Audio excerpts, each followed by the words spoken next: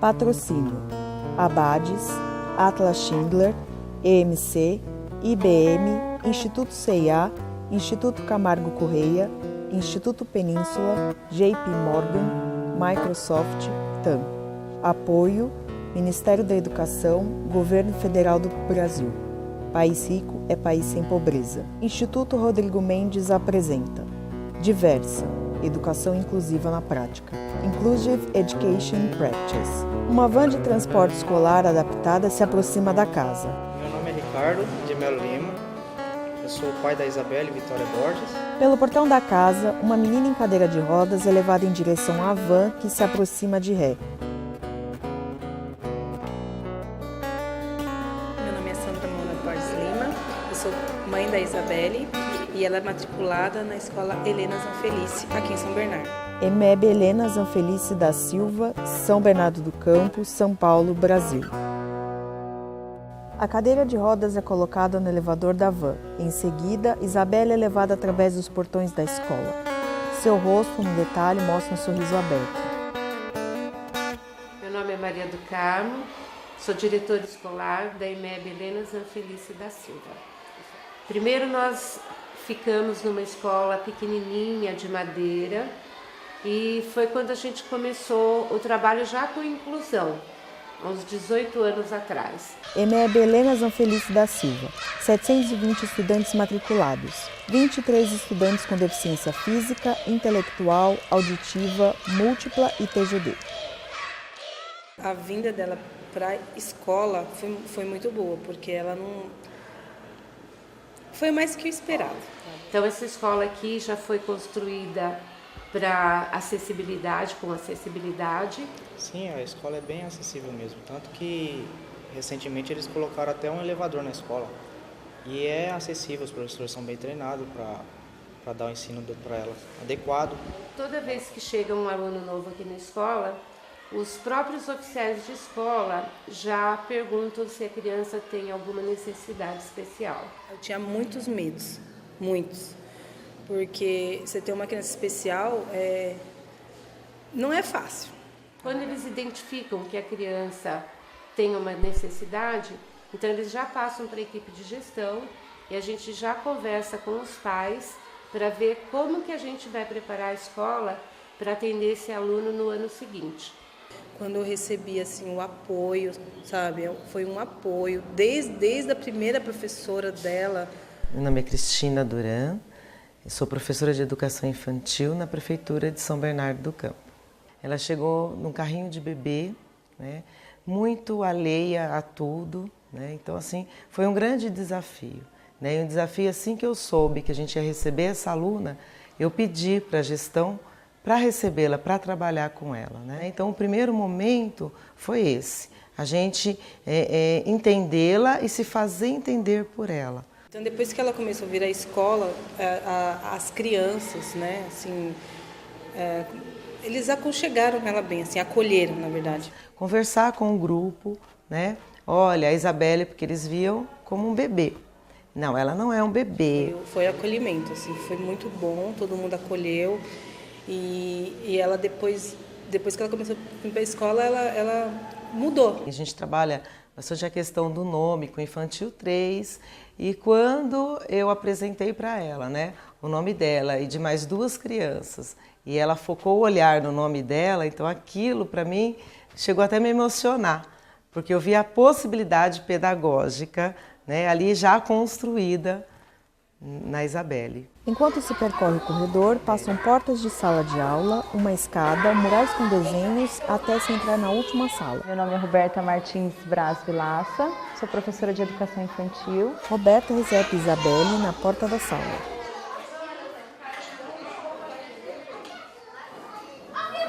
A Roberta, ela abriu, na verdade, assim, que ela abriu, assim, o nosso campo, assim, sabe, meu, pelo menos. As crianças falavam assim, a Isa não fala.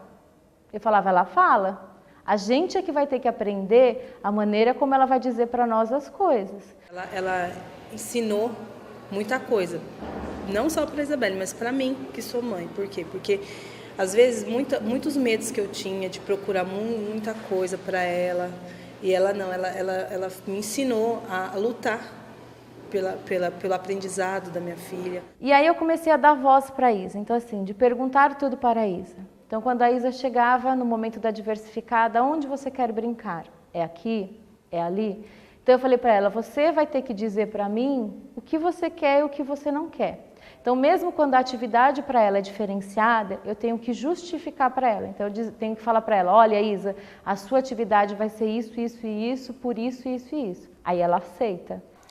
Meu nome é Camila Bernardinelli Leonel, eu sou coordenadora pedagógica na IMEB Helena Zanfelice da Silva. Os planejamentos são feitos nos HTPCs, nas reuniões pedagógicas, onde os professores se encontram, porque eles precisam planejar junto com os pares, né, de mesmo ano ciclo. Além desse planejamento semanal, tem, lógico, o plano anual, onde eles lançam as metas gerais do ano e elas vão sendo revistas nos trimestres, nos planos trimestrais. E aí, assim, semanalmente, eles revêem essas metas mais a miúde. Então, a gente tem um projeto dentro das áreas de conhecimento, são estabelecidos objetivos, e aí a gente planeja as atividades com desafios. Nós orientamos os professores a planejar pensando em que todos consigam participar das atividades. As professoras do AE participam, sim, das reuniões de HTPC.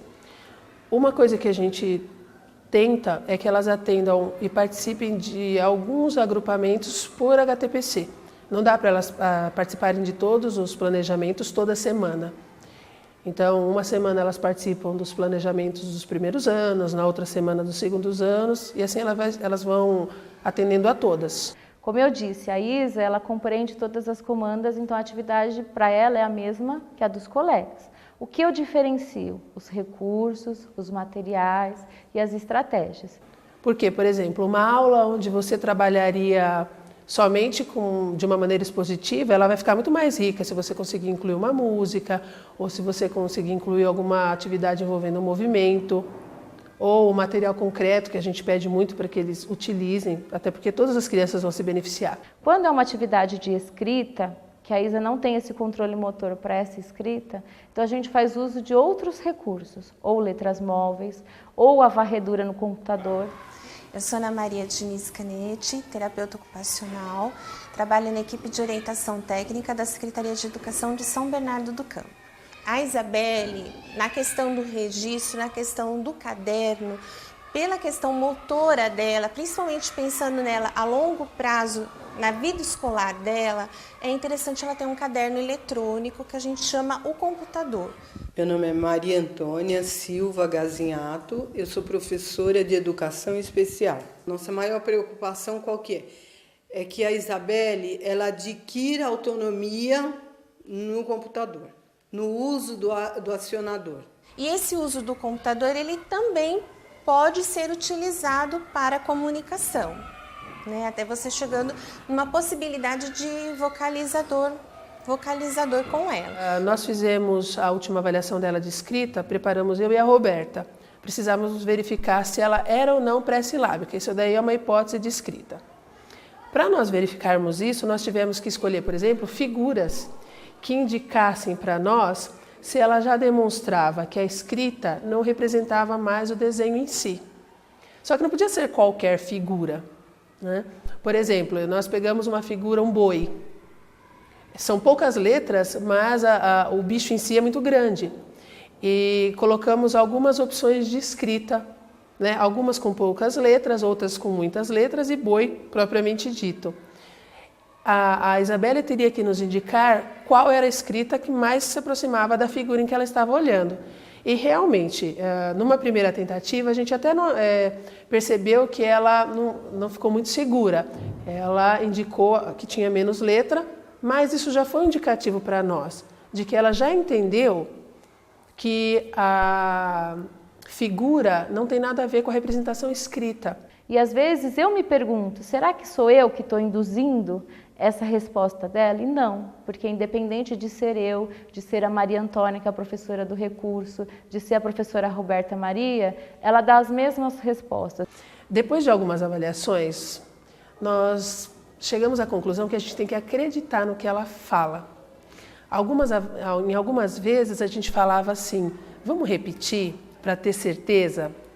Mas com a criança, com a outra criança, a gente não repetia, né? A criança fala, olha, eu escrevi borracha da seguinte forma, lê para mim. Então a criança lê. Por que com a Isabelle a gente tinha que repetir para ter certeza? Então agora, literalmente, a gente não repete. A gente fala, a gente tem que acreditar no que ela está mostrando. Então, o próximo passo nesse momento com a Isabelle está sendo o treinamento com ela, junto com as professoras, dentro. A gente vai começar, foi feita a avaliação e vai se dar início a esse treinamento, então, do uso do computador como caderno para ela. Nesse sentido, ela vai estar acessando o computador nesse momento através do acionador e futuramente com software de varredura. Uma das ações é continuar fazendo as pontes, as parcerias entre a professora do regular, a professora do AEE, a ATO, que é a nossa terapeuta ocupacional, ela que faz o treinamento do acionador, do uso do computador.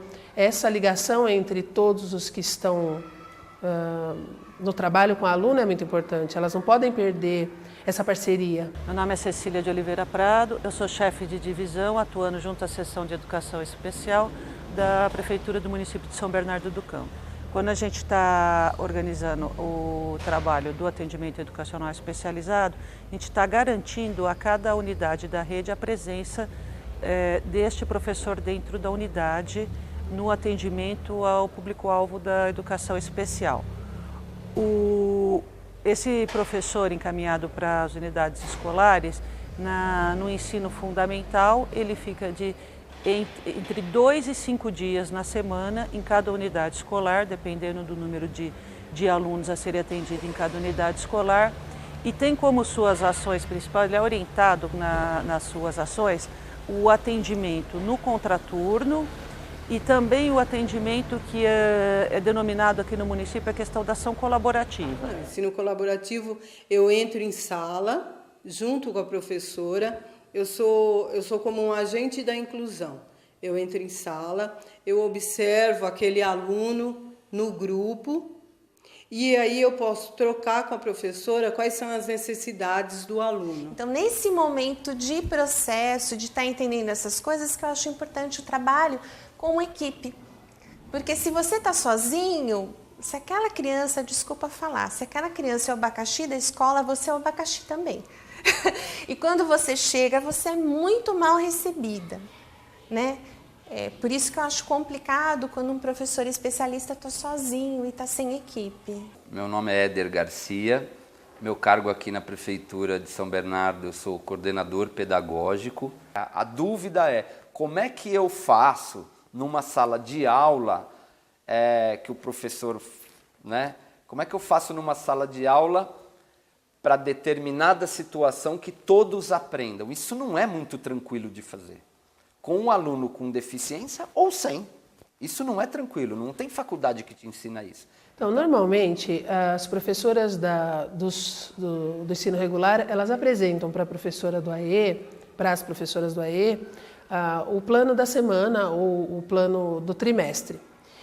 A professora do ensino do AE, ela vai pensar junto com a professora do regular maneiras para que inclua as crianças as crianças com necessidades especiais nessas atividades.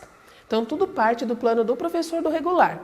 A gente tem um portfólio, que todos os alunos aqui na escola têm um portfólio, desde que ele começa, o professor começa a construir o portfólio. Por mais que ele mude de ciclo, por mais que ele mude do ensino fundamental, que ele vai embora, a gente leva para outra escola o portfólio dele, que é a vida escolar dele. Então, não é porque ele foi meu aluno esse ano, no que vem ele não foi meu aluno, que a gente perde isso. Não. Tem todo o registro, todo o material desse aluno, tudo bonitinho, guardados em pasta e tal. E tem os relatórios dos professores. Há uns 2 anos, nós construímos coletivamente com o infantil, com todas as professoras, alguns observáveis do que deveria conter um bom relatório.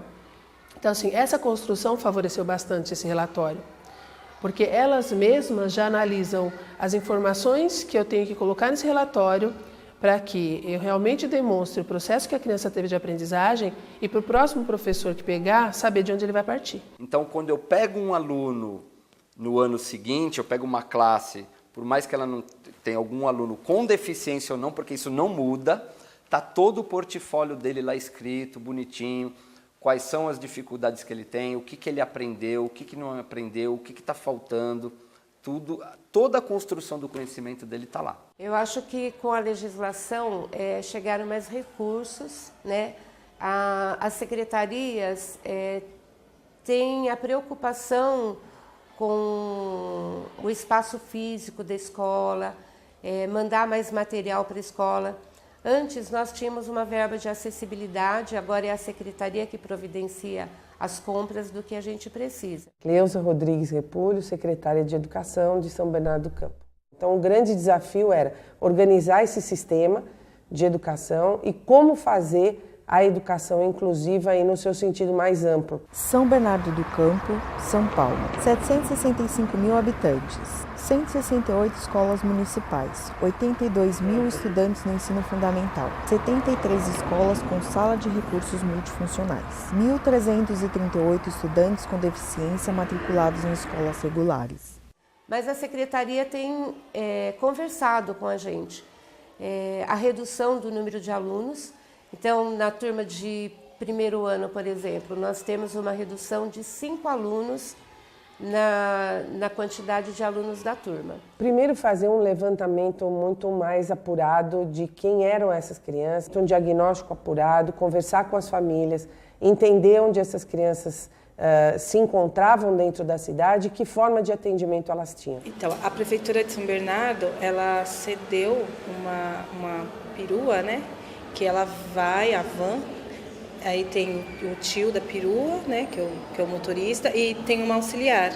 Aí eles buscam ela todo dia, antes do horário da entrada. As crianças com deficiência eram transportadas em veículos normais, sem nenhuma adaptação. E nesse diagnóstico, nesse levantamento das necessidades, uma questão muito forte era o transporte. Até para promover a inclusão, para garantir o trabalho, seja das equipes das escolas, seja da equipe de atendimento, nós precisávamos desse transporte. Então a prefeitura decidiu comprar equipamentos com a adaptação necessária.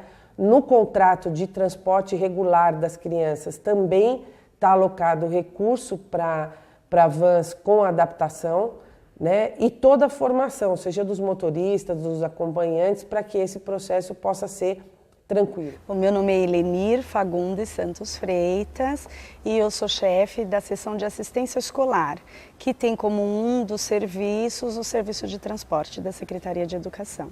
Então, aqui no município de São Bernardo nós atendemos, né, com várias unidades, veículos da Secretaria, o transporte para deficientes, né? E aí a Secretaria tem duas preocupações nesse sentido, que é a infraestrutura, né? O carro adequado, com acessibilidade, né? Pensando muito na segurança das crianças. E tem uma outra preocupação que também é importante, é na questão das relações que são constituídas neste caminho entre escola, né? E residência da criança. E nesse sentido, a gente trabalha muito com as monitoras e motoristas, porque entendemos que eles têm um papel fundamental nessa relação, nessa qualidade da relação. Para isso a gente temos formações, né? Fizemos já várias formações e temos ainda previsões de várias formações com as monitoras e com os motoristas, no sentido de estar orientando, né? Formando, para que essa relação que se constitui nesse caminho seja a melhor possível. Até a formação para o transporte. Então, aqueles que transportam, a gente também já deu formação, a gente também tem uma ação com eles. Então, a criança, antes de vir, ela faz uma avaliação do transporte, que a gente vai estar pensando se essa criança vai vir na cadeira de rodas numa van adaptada, se essa criança vai precisar de uma cadeira veicular adaptada. Então, tudo isso faz parte do nosso trabalho. Primeiro, a gente faz uma avaliação nós. E, normalmente, a gente quer, assim, uma redução boa, um auxiliar, dependendo da criança, o período todo ou parte do período, para que a professora ou o professor tenha condições de trabalhar com a criança. Né? A gente não quer uma relação de dependência, a gente, ao contrário, quer uma relação de autonomia e que garanta aí a construção de um país bem melhor, um país que de fato respeita a diversidade. A escola precisa de autonomia. porque eu acho que o recurso aqui na escola, a gente agiliza algumas coisas. Eu acredito que a gente pode mudar, sim, a história das crianças para que a gente não tenha tantos adultos que ficaram tanto tempo fora da escola, sem direito à autonomia, sem direito a conhecimento, sem direito a um monte de coisas. Os alunos de inclusão que têm alguém para ajudar, às vezes eles ficam muito dependentes do adulto. Então a gente começa a se policiar, mudar a atitude ou a relação do adulto com essa criança. Às vezes eles ficam esperando, né? Então, como ele tem a dificuldade, ele sabe que sempre, né, vai ter a colaboração de alguém. Então, quando surgem essas questões, então a gente começa a discutir no grupão. O aluno com deficiência não precisa disso. Olhe o aluno como aluno. Então, se você tiver que fazer as adaptações para todos, você cai por terra essa coisa de deficiência. Crianças, jovens e adultos, é importante a gente destacar que aqui a gente tem um número grande de adultos com deficiência que não passaram pela escola ou que, se passaram, a escola não conseguiu dar autonomia para eles. E se a gente não tiver essa redução, não tiver o apoio, nós deixamos de oferecer uma escola com qualidade para as crianças. Trabalhar principalmente na formação dos professores, eu acho que eles produzem, fazem a diferença nas escolas, né? Trabalhar muito com as famílias, trazer as famílias, essa comunidade mais próxima ao processo de inclusão. Então, o grande desafio é trazer a confiança dessas famílias, a formação dos professores e mudar a mentalidade da cidade. Ela está muito mais independente, sabe? Assim, ela está mostrando mais o que ela quer. Então, assim, uma busca de conhecimento, busca de teoria, busca de parcerias, eu acho que a gente tem que ter. O aprender, ela adora caneta, lápis. Ela prefere caneta, lápis do que boneca. O profissional de apoio mostra um livro a Isabelle e o abre. Diversa, Educação Inclusiva na Prática. Inclusive Education in Practice. Uma realização do Instituto Rodrigo Mendes, Educar para Incluir. Instituto Rodrigo Mendes, Projeto Diversa. Direção-Geral, Rodrigo Hubner Mendes. Coordenação do projeto, Augusto Galeri. Assistência de Comunicação, Aline Santos. Coordenação Administrativa Financeira, Joyce de Ávila Gitaí. Assessoria de Desenvolvimento, Fátima Albuquerque. Suporte de Pesquisa, Luiz Henrique de Paula Conceição. Suporte Operacional, Adalto José Rosa, Franciline Alves Cavalcante, Luiz Antônio Alonso, Tabata Jordana Henriques de Paula. Documentário. Concepção, Max Alvim, Beto Tibiriçá, Augusto Galeri, Daniela Caldeirinha, Rodrigo Hubner Mendes. Direção e roteiro, Augusto Galeri e Luiz Henrique de Paula Conceição. Produção executiva, Instituto Rodrigo Mendes. Fotografia, Maurício de Oliveira Kfouri. Áudio, Aline Bravo Ruas. Edição e finalização, Kfouri Produções. Música de André Geraisati, Vento, Tuiu. Tom Brasil Produções Musicais. Audiodescrição, Aline Santos. Intérprete de Libras, Andrei Lemes da Cruz. Agradecimentos, Ministério da Educação, Secretaria Municipal de Educação de São Bernardo do Campo, Escola Helena Zanfelice da Silva, Cleusa Repulho Undime, André Geraisati. Patrocínio, Abades, Atlas Schindler, EMC, IBM Foundation, Instituto CIA, Instituto Camargo Correia, Instituto Península, JP Morgan, Microsoft, TAM.